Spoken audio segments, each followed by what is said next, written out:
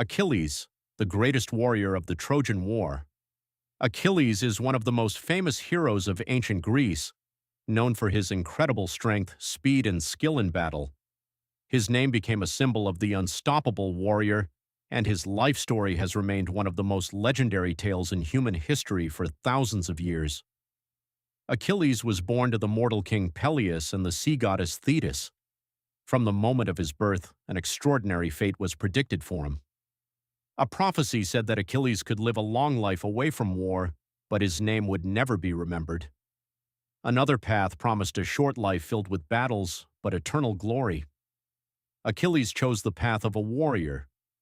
According to later legends, Achilles' mother wanted to protect her son from death.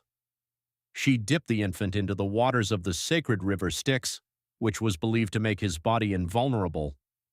However, Thetis held him by the heel, leaving that one spot as the only vulnerable part of his body. This is how the legend of the Achilles heel was born. From childhood, Achilles was prepared for a great destiny. He was trained by the wise centaur Chiron, one of the most famous teachers of ancient heroes.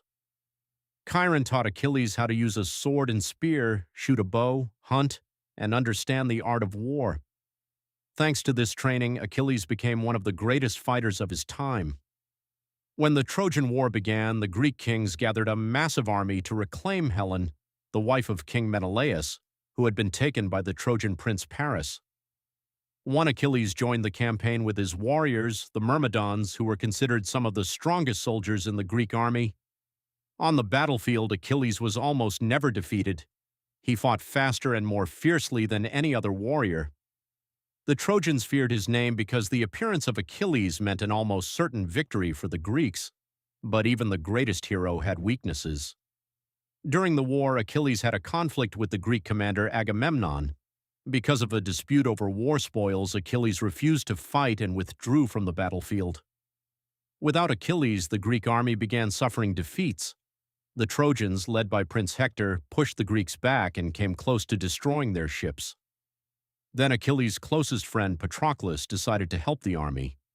He asked permission to wear Achilles' armor so that the enemies would believe the great warrior had returned to battle. The plan worked, but only for a short time.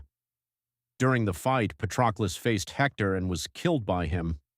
When Achilles learned of his friend's death, he was consumed by grief and rage. He returned to the battlefield to seek revenge.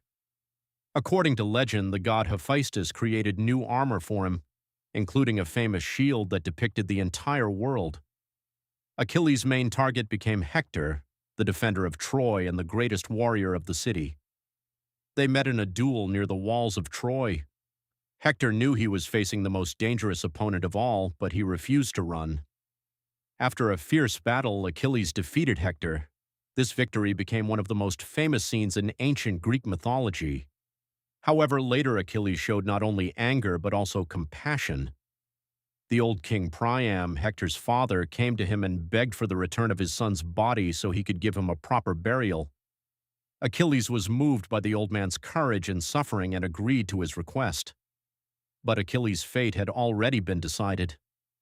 During the next battle, the Trojan prince Paris fired an arrow that, according to legend, was guided by the god Apollo. The arrow struck Achilles' heel, his only weak point.